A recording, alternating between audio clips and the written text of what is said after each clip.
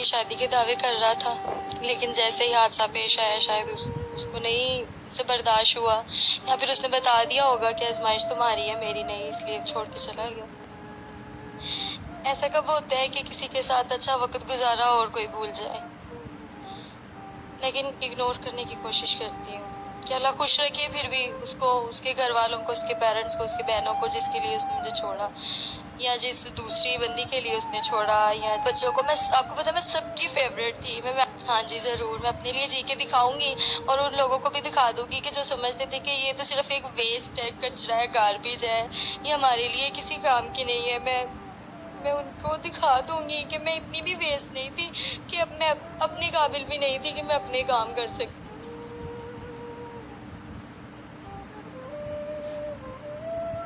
अस्सलाम वालेकुम नाज़रीन, मैं हूँ सैयद बासित अली। मेरे साथ मौजूद है 22 साल की सैरिश, जिसकी एक हादसे में दोनों टांगें और एक बाजू कट गया। और इससे बड़ा हादसा ये कि इसको इसके मंगेतर ने, जो मोहब्बत के बहुत दावे करता था, जो प्यार के बहुत ज़्यादा दावे करता था, जो रिश्ते के लिए इनकी माँ के पाँव पकड़ रहा था कि मेरा रिश्ता करवा दो, वो छोड़कर चला गया। नाज़रीन ये देखें, फूल सी एक बच्ची है और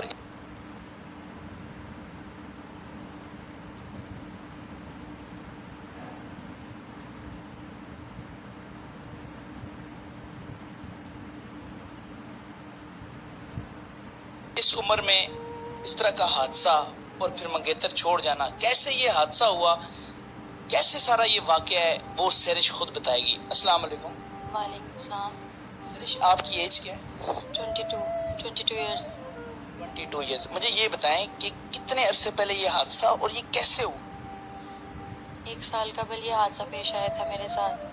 अपने चाचू के बेटे के एंगेजमेंट में गई थी मैं, वहाँ पे टेरेस पे हम सारी कज़न्स खड़ी थी। मुझे नहीं पता चला, हाथ में मेटल की बैंगल्स पहनी हुई थी, कि कब मेरा हाथ 11,000 की वोल्ट की तार के ऊपर जा लगा। और मुझे कोई होश नहीं थी जब मेरा हाथ वहाँ पे जाके लगा है। मेरी सिस्टर्स ने मुझे बताना चाहा था, उसने मुझे हाथ लगा के पीछे को, मेरे कंधे से पीछे घसीटा, लेकिन उसको भी शॉक लग गया था। फिर मेरे चाचू ने मेरे ऊपर बेडशीट की तार डाल के, बेडशीट डाल के मुझे ज़ोर से खींचा नीचे फेंक कर, तब जाके मुझे तार से छुड़वा पाए। फौरन हॉस्पिटल ले गए? जी, मुझे फ़ौरन हॉस्पिटल ले गए। कौन से हॉस्पिटल में? गुजरांवाला सिविल हॉस्पिटल में।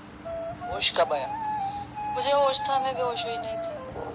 नहीं, जब आपका ऑपरेट हुआ तो वो बेहोशी में हुआ? नहीं, मैं होश में थी। उधर से फिर अलामा जिन्ना हॉस्पिटल रेफ़र कर दिया था उन्होंने। बाजू वहीं कट गया था या हॉस्पिटल जाके? हॉस्पिटल जाके 3 दिन बाद काटा था उन्होंने। जब बाजू कटे और टांगे उठ के, तो पहला आपका क्या एक्सप्रेशन था उसके? मुझे लगा था शायद कि मेरी ज़िंदगी अब कुछ भी नहीं रही, मैं कुछ भी नहीं रही इस दुनिया के लिए। मुझे शायद इस दुनिया में सांस लेने का हक ही नहीं था, मुझे मर जाना चाहिए था। लेकिन मेरे घर वालों ने, मेरी फैमिली ने मुझे बहुत सपोर्ट किया था। फिर उनको देख के लगा कि शायद अल्लाह ताला ने ज़िंदगी दी है तो किसी मकसद के लिए दी है, इसलिए थोड़ा सा खुद को संभाल लिया था।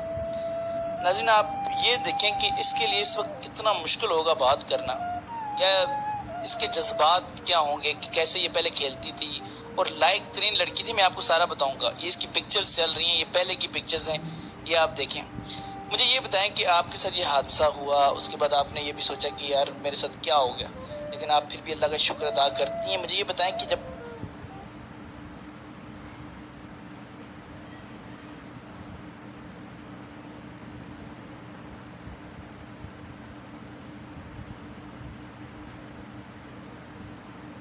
मंगेतर आपका कौन था, मोहब्बत की शादी कर रहा था या क्या था? जी, मोहब्बत की शादी के दावे कर रहा था, लेकिन जैसे ही हादसा पेश आया शायद उसको नहीं उससे बर्दाश्त हुआ, या फिर उसने बता दिया होगा कि आजमाइश तुम्हारी है मेरी नहीं, इसलिए छोड़ के चला गया। पहले जब आप बिल्कुल ठीक ठाक थी, उसका बिहेवियर कैसा?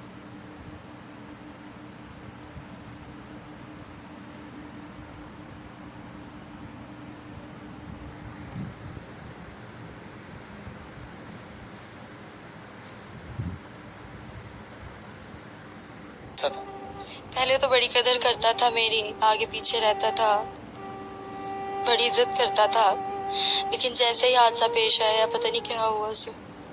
चला गया छोड़ के। छोड़ के तो पहले उसने आपकी वालिदा के पाँव पकड़े थे रिश्ते के? जी, मेरे घर आया था, मेरी मामा के पाँव पकड़ के मामा से कहा था कि मुझे दे दें, रिश्ता दे दें। लास्ट टाइम आपकी उससे कब बात हुई थी उसके बाद, हादसे के बाद? लास्ट टाइम उसको मुझे कहीं से पता चला था कि वो चाह रहा है कि मैं 2 शादियां करवाना चाहता हूँ, तो मैं इस तरह नहीं कर सकता शादी। पता नहीं क्या क्या उसके ज़हन में चल रहा था। मैंने फिर उसको कंफर्म करने के लिए कि शायद ये मेरा गुमान है, वहम है, मैंने उसको अपने घर पे बुलाया था पूछने के लिए कि ये सारी बातें सच हैं कि नहीं। और उसने कह दिया था कि तुम इधर अपनी मामा के घर रह लेना, तुमसे निकाह करके इधर ही छोड़ जाऊंगा अपना नाम दे के, तो तुम इधर ही अपनी अम्मी के घर रह लेना, मैं अपने साथ नहीं लेके जाऊंगा। हादसे के फौरन ऐसी बातें उसने शुरू कर दी? नहीं, हादसे के बाद मुझे दिलासा देता रहा है, मेरे साथ बड़ा अच्छे तरीके से पेश आता रहा, हमदर्दी करता रहा है। शायद इसलिए कि मुझे जब तक पर 30 फीट नहीं मिलते कि अगर मैं उसके साथ इतनी देर उसकी बात मानती रही हूँ, इतनी अच्छी रही हूँ, तो क्या वो मेरे लिए 2-3 महीने कॉम्प्रोमाइज़ नहीं कर सकता। शायद ये सोचा होगा कि इसके पास फीट आ जाएंगे, ये चलने फिरने लग जाएगी, तो फिर मैं इसको छोड़ दूँगा या फिर ये बर्दाश्त कर लेगी, इसलिए छोड़ गया जब उसको पता चला कि ये चलने फिरने के लायक हो गई। नाज़रीन, जब देखें कितना मतलब हादसे पे हादसा, इसको कहते हैं कि हादसे पे हादसा हो जाना, और मोहब्बत जो होती है उसका तो आपको पता है कि इस तरह का वाक़या हो जाए तो दिल पे क्या होता है। लेकिन ये ऐसी बहिम्मत लड़की है, यकीन करें, मैंने ऐसी बहिम्मत, जब ये पहले मैं बैठा तो मैं आज तक मेरी आंख में कभी आंसू नहीं आया, लेकिन इसकी बातें सुन के, इसकी हिम्मत देख के मेरी आंखों में आंसू आए। इसने कितनी हिम्मत से जो है वो सारा कुछ किया। इसने अपने घर के लिए, आप सुना है मैंने, आपके घर का सारा खर्चा खुद कर दिया? जी, मैं बहुत रिस्पॉन्सिबल थी। मैं बीएससी डबल मैथ्स के फ़ौरन बाद, मेरे रिज़ल्ट भी अभी नहीं आए थे, तो मैंने जॉब स्टार्ट कर दी थी। उसके बाद मैंने अपनी मामा का बहुत हाथ बटाया है हर लिहाज से, घर के कामों में। मेरी मामा भी जो है वो ड्यूटी करते थे, जॉब करते थे। फिर मैं छोटी सी थी एज में, 8 क्लास में थी जब से मैंने अपने घर को संभाला, अपनी मामा के साथ हर लिहाज से उनके साथ कॉम्प्रोमाइज़ किया। फिर अपने जितनी मेरी सैलरी होती थी सारी ला के अपनी मामा को देनी। मैंने कभी अपनी सैलरी में से 1 रुपया तक भी खुद नहीं था लिया। मेरी मामा अगर दे देते थे तो ले लेती थी, खुद नहीं कभी लिया था। मैं हर लिहाज से हर एक बंदे के साथ कॉम्प्रोमाइज़ करती थी, रिस्पॉन्सिबल थी। लेकिन मैं बस, मुझे ये दुख होता था कि या अल्लाह पाक, मैंने कभी किसी के साथ बुरा नहीं किया, कभी किसी को दुख नहीं पहुंचाया। मेरी ज़िंदगी में मेरे साथ जो हादसा पेश आया था मेरी अपनी ज़ात के ऊपर, वो मुझसे बर्दाश्त हो गया। लेकिन जब कुछ लोग छोड़ के जाने लग गए, मेरे अपने, जो कि मुझे लगता था कि मेरे अपने हैं, फिर उसके बाद से मेरी बर्दाश्त ख़त्म हो गई। लेकिन जब उसके बाद 2-4 3-4 महीने गुजरे, उसको छोड़े हुए भी 4-5 महीने हो गए हैं, 6 महीने, तो मैंने ये देखा, सोचा, ऑब्जर्व किया कि हर शख्स छोड़ के चला जाता है ज़िंदगी में, लेकिन अल्लाह की ज़ात ऐसी है कि जो आपके साथ हर हालात में आपके साथ रहती है। तो मैंने बस इस सोच के साथ कि अल्लाह की ज़ात मेरे साथ है ना, तो मुझे दुनिया वालों की क्या ज़रूरत है। ज़िंदगी गुजारने के लिए ज़रूरी तो नहीं कोई लाइफ पार्टनर हो, पेरेंट्स हो, बहन भाई हो, ज़िंदगी अल्लाह के भरोसे भी गुजारी जा सकती है, दूसरों की मदद करके, हेल्प करके। मैं चाहती हूँ कि मैं अपनी ज़िंदगी में अपने जैसे दूसरे लोगों के लिए मॉडल बनूँ, एक मिसाल कायम करूँ, एक नमूना बनूँ, और उनको दिखाऊँ कि जो लोग डिसेबल हो जाते हैं, जिनके साथ मेरी तरह हादसात हो जाते हैं, इंसिडेंट हो जाते हैं, वो लोग स्पॉइल नहीं हो जाते, वो भी कुछ कर सकते हैं, वो दूसरे लोगों की मदद कर सकते हैं, वो उनके लिए मिसाल बन सकते हैं। मिसाल बन सकते हैं। तो याद आती है पुराने लम्हात की? ऐसा कब होता है कि किसी के साथ अच्छा वक्त गुजारा और कोई भूल जाए, लेकिन इग्नोर करने की कोशिश करती हूँ कि अल्लाह खुश रखे फिर भी उसको, उसके घर वालों को, उसके पेरेंट्स को, उसकी बहनों को, जिसके लिए उसने मुझे छोड़ा, या जिस दूसरी बंदी के लिए उसने छोड़ा, या जो भी उसने सोचा, अल्लाह ताला फिर भी उसको खुश रखे। मैं उसको कोई बददुआ नहीं दूंगी, कोई उसको गलत अल्फाज उसके लिए नहीं बोलूँगी। मैं कौन होती हूँ किसी के लिए कहने वाली। इतना बदनसीब होगा ऐसा शख्स, मैं तो वो यही कह सकता हूँ। आप चाहती हैं कि पुराने, जैसे पुराने आप चलती फिरती थी, बाजू थे, आपको वो लम्हे याद आते हैं, खेलती थी दोस्तों के साथ, या कभी ऐसा फील होता है कि वो दोस्त हैं या कुछ इस तरह? जी, सारा कुछ याद आता है कि जब मैं जाती थी पढ़ाने के लिए बच्चों को, मैं, आपको पता है, मैं सबकी फेवरेट थी। मैं मैथ्स करवाती थी, कंप्यूटर करवाती थी,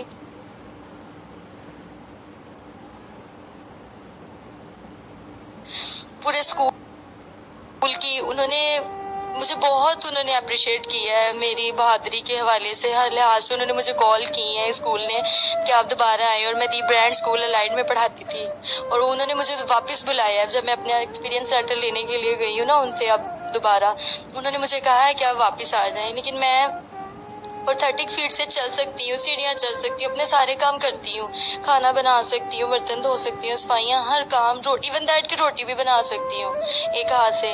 लेकिन मैंने उनको ये कहा था कि जैसे लेक्चरशिप होती है, छत पे जाना पड़ता है, ऊपर नीचे आना पड़ता है, इसलिए मैं इतनी ज़्यादा स्ट्रगल नहीं कर सकती, मैं बैठ के करने वाला। ज़िंदगी का ख्वाब क्या था? मेरी ज़िंदगी का ख्वाब था कि मैं लेक्चरर बनूँ, गवर्नमेंट की प्रोफेसर बनूँ और कुछ करके दिखाऊँ और अपने पूरे ख़ानदान में से नाम निकालूँ और अपने मुल्क का नाम रोशन करूँ। अब वो ख्वाब है ना? जी ज़रूर, क्यों नहीं। अब अगर मेरे जो दिल के ख्वाब थे, जो मैं चाहती थी कि ज़िंदगी इस तरह गुजारूँ, अगर वो नहीं रहे तो कोई बात नहीं, मैं अपने पुराने ख्वाबों के सहारे अपनी ज़िंदगी गुजार लूँगी। अब मैं दोबारा से अपने आप को स्टैंड करूँगी और वैसे ही सैरिश बन के दिखाऊँगी जैसी कभी मैंने अपने लिए सोची थी, इंशाल्लाह। अब अपने लिए जीना? हाँ जी ज़रूर, मैं अपने लिए जी के दिखाऊंगी और उन लोगों को भी दिखा दूंगी कि जो समझते थे कि ये तो सिर्फ एक वेस्ट है, कचरा है, गार्बेज है, ये हमारे लिए किसी काम की नहीं है। मैं उनको दिखा दूंगी कि मैं इतनी भी वेस्ट नहीं थी, कि अब मैं अपने काबिल भी नहीं थी कि मैं अपने काम कर सकती।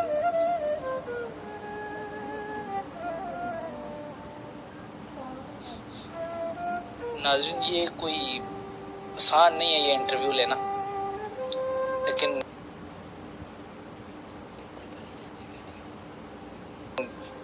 हम ले रहे हैं। तो मुझे ये बताएं कि आप उसको क्या मैसेज देना चाहेंगे, उस लड़के को कोई एक मैसेज देंगे उसे? मैं उसे बस यही कहना चाहूँगी कि अगर तुम्हारे, उसने मुझे ये भी कहा था कि मैं तो पहले दिन से चाहता था कि मैं 2 शादियाँ करूँगा। मैं बस उसको यही कहना चाहूँगी कि अगर तुम्हारे दिल में पहले दिन से ये बात थी कि तुम चाहते थे 2 शादियाँ करवाना, तो फिर तुम इंसिडेंट का क्यों वेट कर रहे थे? तुम मुझे पहले बता देते तुम 2 शादियाँ करना चाहते थे। अब आप 2 शादियाँ करवाओ, 4 करवाओ, अल्लाह आपको खुश रखे, जैसे भी रहो, अल्लाह बस आपको हमेशा खुश रखे। अल्लाह आपको हमेशा खुश रखे। आपने इसका भी ज़र्फ देखा होगा और आपने अपना ज़र्फ भी देखा होगा। हम आपको कुछ नहीं कह रहे इस वीडियो में, लेकिन यकीन करें वाकई बदनसीब है, ये मैं दिल से कह रहा हूँ। हम ये चाहते हैं कि सरिश आप ये बताएं कि आपने ये जो लेग्स होती हैं, ये कहीं ट्रांसप्लांट वगैरह हो? जी, ये कनाडा में, यूएस में, अमेरिका में ये ट्रांसप्लांट सर्जरीज होती हैं। इसके ऊपर मैंने पूरी रिसर्च की हुई है। ये अब्रॉड कंट्रीज में होती हैं में होती हैं जी बिल्कुल। एक हमने भी पढ़ा था कि वो ये चाहती है कि इसका ख्वाब है, क्योंकि आप देखें ये बच्ची है, इसकी उम्र है सिर्फ 22 साल और इसका ख्वाब था कि एमए करे, और उस एमए करने का, जी एमएससी करने का ख्वाब था मेरा डबल मैथ्स में। तो अब ये ना होने से क्या ज़्यादा मुश्किलात आ रही हैं आपको, मतलब लेग्स ना और बाजू ना हो?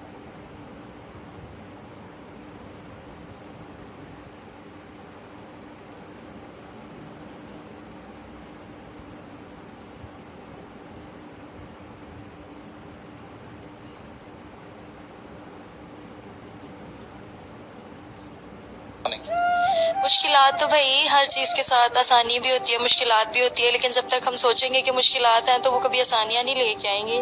आप इतनी अच्छी बातें क्यों करती हो? नहीं, मैं अच्छी बातें नहीं करती, शायद इतनी पक्की और इतनी, मतलब ऐसा हादसा हो कि तो बंदा कहता है मैं तो गया, इतनी पक्की कैसे? लोगों ने तो सिखाया, ये सारा कुछ साथ नहीं तो सिखाया, छोड़ जाने वालों ने तो ये सारा कुछ सिखाया है कि अब पक्की हो जाओ, पीछे कोई नहीं है तुम्हारे, अकेली हो। आप अकेली नहीं है, आपके साथ अब पूरा पाकिस्तान है, ठीक है? जी थैंक यू सो मच पूरे पाकिस्तान का, जो लोग मेरे साथ हैं, थैंक यू सो मच सब। नाज़रीन, एक नंबर दे रहा हूँ स्क्रीन पे, इसके अब्बू का नंबर है। ये अपने माँ बाप जो कि बूढ़े हैं उनका सहारा है भी और थी भी। घर पे खुद इसने इन्वेस्ट करके सारा घर बनाया है, और घर आपने बनवाया? जी मैं बनाया है, और ये